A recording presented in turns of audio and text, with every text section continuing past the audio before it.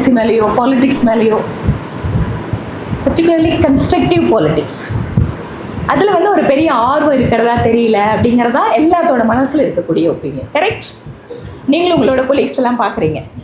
அந்த நேரத்தில் அவங்களுக்கு பாலிடிக்ஸ் அப்படின்னு சொன்னால் ஒரு 2-3 விஷயம் அப்படி கண்ணு முன்னால் தெரியுமே தவிர அதை தாண்டி வந்து தெரியாது. பட் நீங்கள் வந்து ரொம்ப சீரியஸாக பாலிடிக்ஸ் பற்றி தெரிஞ்சுக்கணும், கவர்னன்ஸ் பற்றி தெரிஞ்சுக்கணும், பாலிசி பற்றி தெரிஞ்சுக்கணும் அப்படின்னு சொல்லிட்டு நீங்கள் ஸ்டெப் இன் பண்ணுறீங்க அப்படின்னு சொன்னாலே you will be considered as a very responsible citizens, particularly responsible youth. அதுதானே இன்றைக்கி தேவைப்படுது. அதனால் ஃபஸ்ட்டு வந்து என்னோட கங்க்ராச்சுலேஷன்ஸ் உங்கள் எல்லாத்துக்கும்.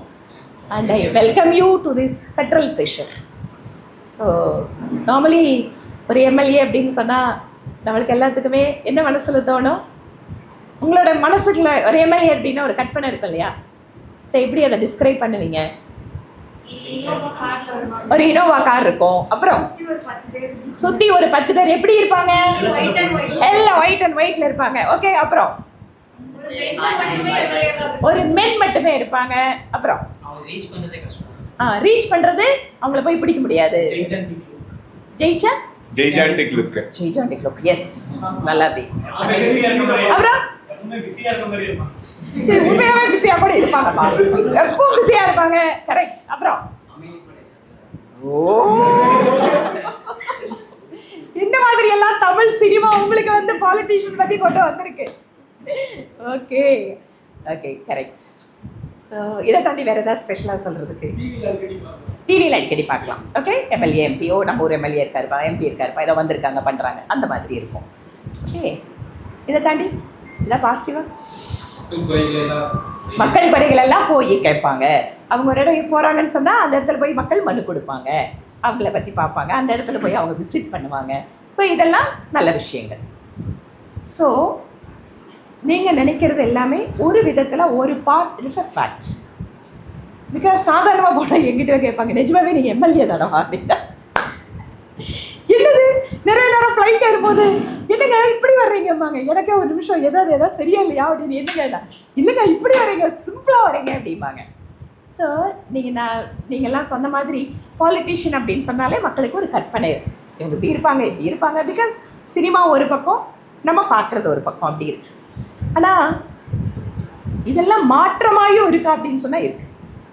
ஏன்னா உங்களுக்கு நம்மளோட நாட்டோட வரலாறு கூட எடுத்து பார்த்துட்டிங்கன்னா ஒரு சில ஸ்டேட்ஸ்லலாம் ஸ்டூடெண்ட்ஸ் வந்து ஒரு சில பெரிய மூமெண்ட்டை வந்து அவங்க நடத்தியிருக்காங்க. அது மூலமாக பெரிய பொலிட்டிக்கல் சேஞ்ச் வந்திருக்கு, கவர்மெண்ட் மாறி இருக்கு. ஓகே, நம்ம உங்களுக்கெல்லாம் ஜேபி மூமெண்ட் பற்றி தெரியுமா? ஜேபி மூமெண்ட் அப்படிங்கிறது நம்ம இந்திரா காந்தி பிரைம் மினிஸ்டராக இருந்தப்போ Jayaprakash movement. Okay, so Jayaprakash Narayan வந்து ஒரு மூமெண்ட் ஆரம்பிக்கிறாருன்னா அதை வந்து அந்த ஃபஸ்ட்டு ஃபயர் எங்கேருந்து வருதுன்னா ஸ்டூடெண்ட்ஸ் கிட்ட இருந்தால் வருது. ஓகே, ஃபஸ்ட்டு குஜராத்தில் இருக்கிற ஸ்டூடெண்ட்ஸ் ஆரம்பிக்கிறாங்க.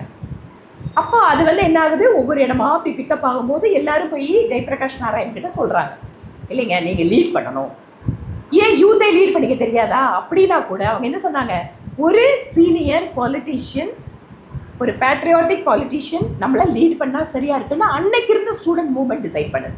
அதுக்கப்புறம் ஜேபி மூவ்மெண்ட் ஆரம்பிக்குது. ஃபஸ்ட்டு வந்து அங்கே நிறையா கரப்ஷன் இஷ்யூ தான் வருது. ஸோ நீங்கள் நினச்சி பாருங்கள், கவர்மெண்ட்லேயோ எங்கேயோ என்ன வேணால் நடந்துட்டு போகட்டும், நம்ம வேலை படிப்பு இருக்குது, நம்மளுக்கு நாளைக்கு ஒரு தொழில் வேணும் அப்படின்னு அன்றைக்கி அந்த ஸ்டூடெண்ட்ஸ் நினைக்கல. அவங்க என்ன நினச்சாங்க, நம்மளை சுற்றி நிறையா கெட்டது நடக்கும்போது நம்ம அதை கேள்வி கேட்கணும்னு நினச்சாங்க. இந்த கேள்வி கேட்கறது அப்படிங்கிறது அரசியலில் ரொம்ப ரொம்ப அடிப்படை.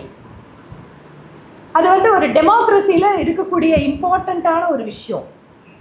கேள்வி கேட்குறதும் அதுக்கப்புறம் உரையாடல், டயலாக். உங்ககிட்ட ஒரு ஒப்பீனியன் இருக்கலாம், எங்கிட்ட ஒரு ஒப்பீனியன் இருக்கலாம். பட் நம்ம 2 பேரும் ஏதோ ஒரு புள்ளியில் கவர்னன்ஸ்க்காகவோ இல்லை வேறு எதுக்காகவோ இணையிறோம். ஒவ்வொருத்தர்கிட்ட ஒவ்வொரு விதமான கருத்துக்கள் இருக்கலாம். ஆனால் இது எல்லாத்தையும் ஏதோ ஒரு மையப்புள்ளியில் எடுத்துகிட்டு போகிறது மூலமாக தான் நம்ம பொது நலன், லார்ஜர் இன்ட்ரெஸ்ட் எது அப்படின்னு பார்ப்போம்.